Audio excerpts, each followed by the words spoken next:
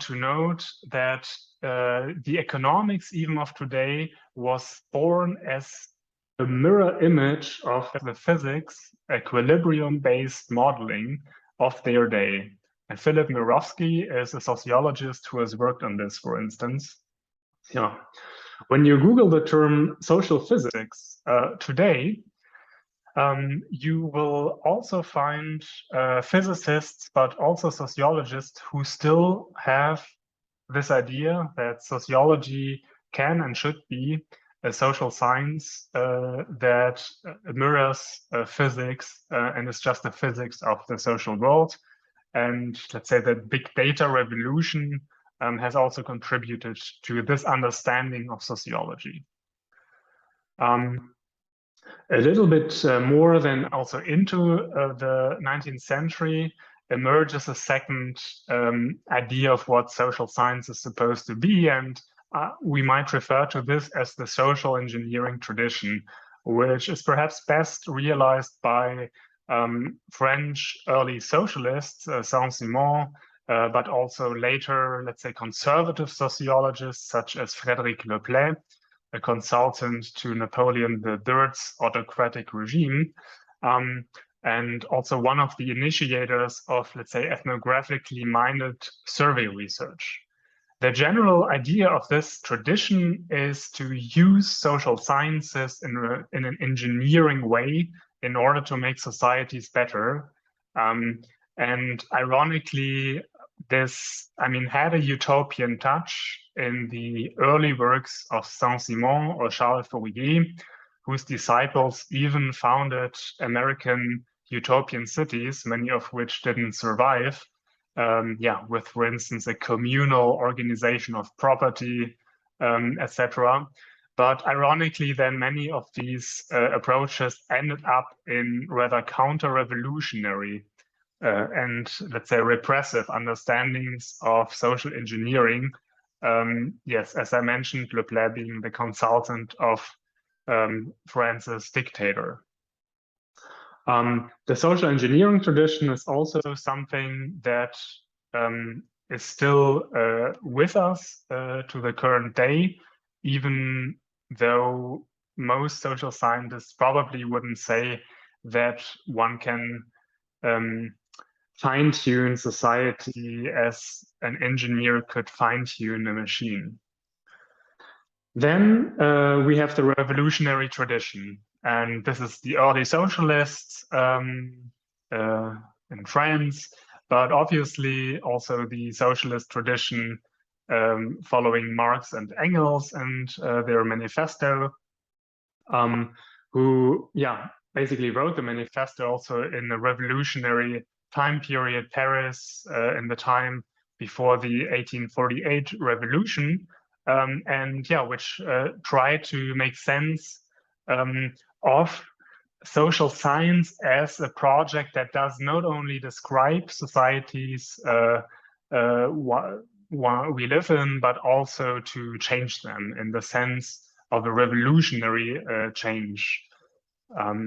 So similar as the engineering tradition, perhaps, but let's say much more emancipatory in focus and not de facto as counter-revolutionary as the social engineering tradition then became. We move towards the end of the 19th century when we describe sociology as conservative, a national liberal reformer kind of project, which was concentrated in, you could say, think tanks at the time. So that is Hull House, the settlement movement in the United States, Fabian Societies, Great Britain, Verein für Sozialpolitik in Germany, Musée Social in France, which gathered academics of the time. These were often economists, lawyers, social reformers, also public servants, mayors, politicians of the national parliaments. And these think tanks were crucial in defining, let's say, the reforms that led to a municipal socialism, right? So reforms at the very local level, but also the early ideas of modern welfare states. Um, these, let's say, this understanding of sociology was also to inform governments empirically, with huge enquetes, with huge inquiries, reports about, for instance, the state of East Albion migrants, a report that Max Weber, for instance, wrote for this Verein für Sozialpolitik, or reports on the housing situation in American cities, reports on the state of education in France, and so on. Last but not least, there is also one understanding of sociology, probably predominant in Germany, where the influence of the German historical school was quite pronounced, that saw sociology as, in a way, an extension of an historical discipline. So a discipline that was meant to focus on single case descriptions against the use of law, right? So therefore non-nomological alternative. So the founders of this German historical school proposed a more, they call it ideographic, so qualitative single case describing approach of sociology to a nomological approach, that is an approach here in the first sense of sociology modeled after physics, basically law-based kind of disciplines. And the school saw then also sociology as an historical discipline. Max Weber, Werner Sombart, and others in Germany tried to institutionalize this kind of understanding of sociology in the discipline. You will also notice what kind of sociology is meant by this when we read the Protestant ethics. But eventually, I would say this approach didn't really win, even though up to the current day, there are sections of historical sociology in the professional associations. All right, so sociology benefited largely also from the development of state capacity and modern state building, in that it could use, for instance, data that modern surveys produced, that it could also contribute to the state building itself. Modern censuses, for instance, so all of these counting tools that emerged in the 19th century were definitely helpful for social sciences to emerge. But also to become itself, if you want, a kind of governance tool, perhaps best expressed in this social engineering tradition of sociology, where, in a Foucauldian sense, sociology is a way to govern society, to govern it through knowledge production, through numbers, through influencing the hegemonic discourse and so on. Just to mention, the 19th century was crucial in, let's say, Western countries for this state building of information capacity infrastructure that could inform disciplines such as sociology. And here I depicted a very interesting data set, the information capacity data set that historians from Lund University put together, and you may visit this yourself and download it from this website. And what these researchers did for many, many countries in the world was to register the emergence of here, for instance, the first censuses, the first civil registers, the first statistical agency yearbooks, population registers. So you see all of the background infrastructure that is necessary for a modern social science to emerge. And you see here on the right-hand side, the average introductory dates here by country. with, let's say economic development being kind of a background cause in all of this, and hence also for the development of social sciences, but not just economic development, but certainly also democratic development. With some of the early democracies here also being the countries that counted their populations most.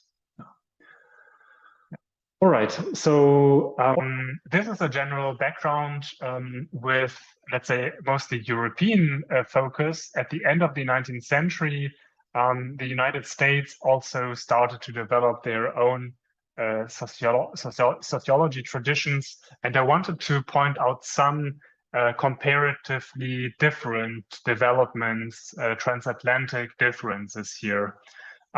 So in Europe, and Germany in particular, sociology emerged very much from theoretical disciplines, also from philosophy, for instance, with many theoretical accounts about how to make sense of this transition from a traditional to a modern society. This is a little bit different in the United States, where many of the early writings were very concrete, let's say problem-driven kind of books or reports. Much of it started also in Chicago as an urban sociology of the problems of rapidly growing metropolis. With yes, the first chair in sociology explicitly already in 1892 by Albin Small, whereas on the European continent this took until after the the First World War, with its established universities being much slower in adopting the new disciplines.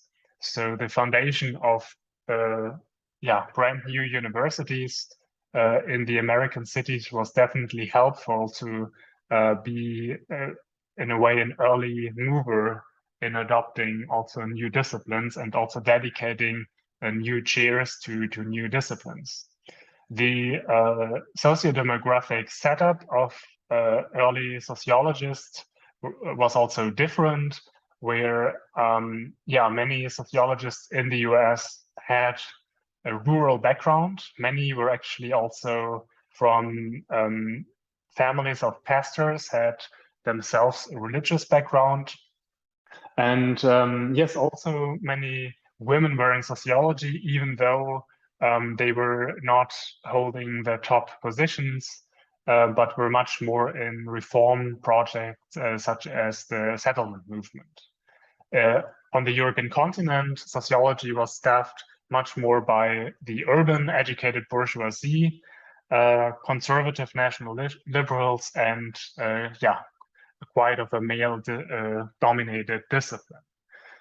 It's also interesting to mention, if you want, a certain secular divide with early American sociology being kind of a Christian sociology, closely linked also to charity organization, whereas sociology in Europe was more of a secular enterprise, and think tanks rather steered towards social reform. It's also interesting to see the different funding sources of sociology, with European sociology being much more publicly funded, or privately, but then based on family wealth. So Max Weber, again, to cite this example, largely benefited from inheritance and also his wife's inheritance, who came from a textile industrial family. And this is different in the United States, where at least in the 20th century, large foundations, right? The Rockefellers, for instance, in the interwar years, determined the course of sociology. According to Stephen Turner, whom I cite here in the footnote, then one can understand the development of American sociology as a sequence of different private funders. And their money flowing into sociology.